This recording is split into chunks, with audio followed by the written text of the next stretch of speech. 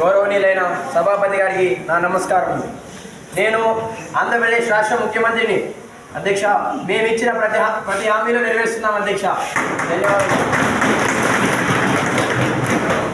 గౌరవ ప్రతిపక్ష నాయకుడు చాబాల చరణ్ గారిని మాట్లాడవలసిందిగా కోరుతున్నాను. ముందుగా సభాపతి గారికి నా నమస్కారం.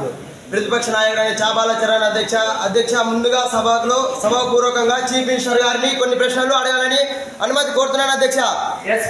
మొదటి ప్రశ్న అధ్యక్ష, గౌరవనీయులైన ముఖ్యమంత్రి గారు ఎలక్షన్ ముందు ప్రజలకు ఎన్నో వాగ్దానాలు తెలిపారు అధ్యక్ష.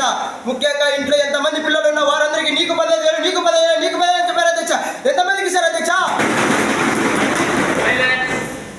అధ్యక్ష, ప్రతిపక్ష నాయకుడైన చాబాల చరణ్ గారు వాస్తవం మాట్లాడాలి అధ్యక్ష. ఎలక్షన్ ముందు మేమిచ్చిన హామీలు ప్రతి ఒక్కటి నెరవేరుస్తున్నాం అధ్యక్ష. రెండో ప్రశ్న అధ్యక్ష, డిఎస్పీ నోటిఫికేషన్లు పేరుకే కానీ పూర్తిగా ఉద్యోగాలు ఇవ్వడంలో విఫలమయ్యారు అధ్యక్ష. డిఎస్ఏ గురించి ప్రజలకు ఉద్యోగం వచ్చిన వారికి తెలుసు. మా ప్రభుత్వ కాలంలో మరిన్ని డిఎఫికేషన్ నోటిఫికేషన్ ఇస్తామని, మరిన్ని ఉద్యోగాలు ఇస్తామని సకాముఖంగా తెలియజేస్తున్నాం అధ్యక్ష. సభకు గౌరవం ఉంచుదాం. మూడో ప్రశ్న అధ్యక్ష, ఇంటింటికి 3 సిలిండర్లు ఇస్తామని చెప్పారు అధ్యక్ష. ఇంతవరకు ఒక్క సిలిండర్ కూడా రాలేదు అధ్యక్ష. అర్హత కలిగిన కుటుంబాలు సంవత్సరానికి 3 ఉచిత ఎల్పిజి సిలిండర్లు అందుకుంటున్నారు అధ్యక్ష. ప్రతి 4 నెలలకు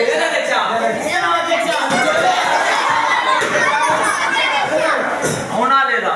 చెప్పేదాన్ని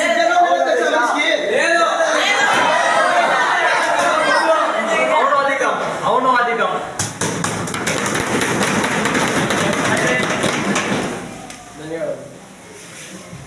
గౌరవనీయులైన శాసనసభ్యులారా, ఈ రోజు జరిగిన సభలో మంత్రులు మరియు ఎమ్మెల్యేల మధ్య వాదనలు చాలా చక్కగా జరిగాయి. ఇలాగే ప్రజలకు ఉపయోగపడే అంశాలు చాలా చక్కగా చెప్పారు. అలానే ముఖ్యమంత్రి వర్యులు మరియు ప్రతిపక్ష నాయకులు ధన్యవాదాలు తెలియజేస్తున్నాను. తిరిగి వచ్చే వారం ఇదే సమయానికి కలుసుకుందాం. ధన్యవాదాలు.